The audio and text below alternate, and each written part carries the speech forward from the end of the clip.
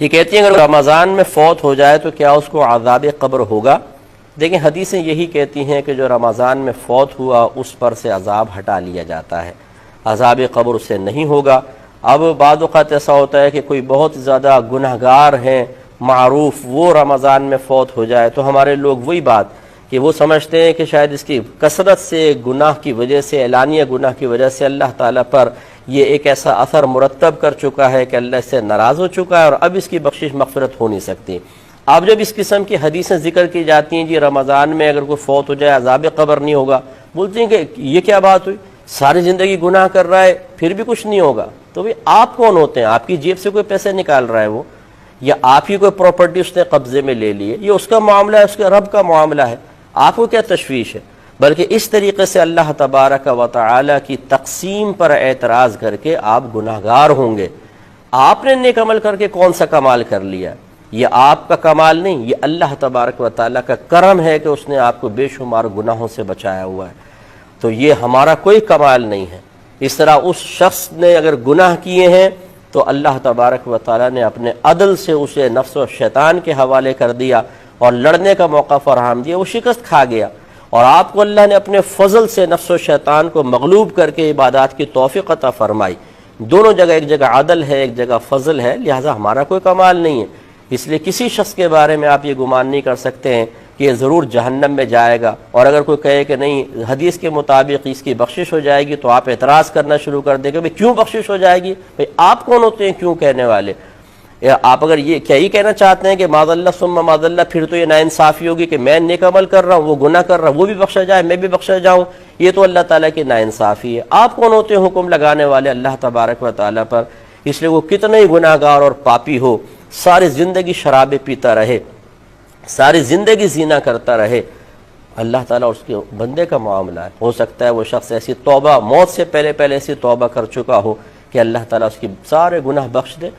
بغیر توبہ کے بھی مر گیا لیکن اللہ تبارک و تعالیٰ نے اس کو رمضان میں موت دے دی، اور کسی نے اس کے لیے دعا کر دی، اللہ تعالیٰ اس کے وسیلے سے بھی اس کو بخش سکتا ہے۔ میرے آقا صلی اللہ علیہ وسلم نے ارشاد فرمایا کہ میری امت گناہوں سمیت قبر میں جائے گی اور مغفرت شدہ اٹھے گی، اور اس کی وجہ بیان فرمائی لوگوں کی دعائیں مغفرت کی بنا پر۔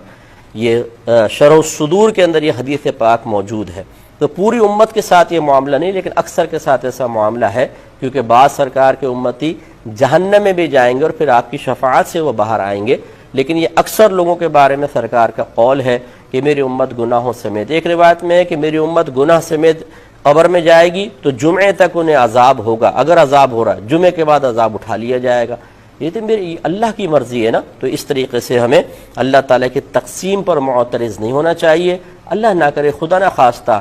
آپ ابھی بڑے پپو ہیں، نیک ہیں، پرہیزگار ہیں، اور پھر آپ سے کوئی خطا ہو جائے تو اب آپ اپنے بارے میں کیا کہیں گے کہ ضرور آپ کی گرفت ہونی چاہیے، ضرور آپ کو رسوا ہونا چاہیے، ضرور بری موت آنی چاہیے، ضرور عذاب قبر ہونا چاہیے،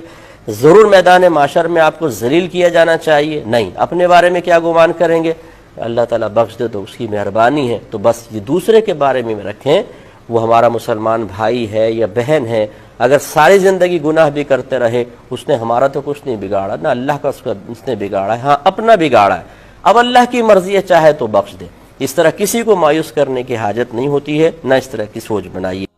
یہ کہتے ہیں کہ کسی نے پوچھا کہ فرشتوں کی بناوٹ کیسی ہے،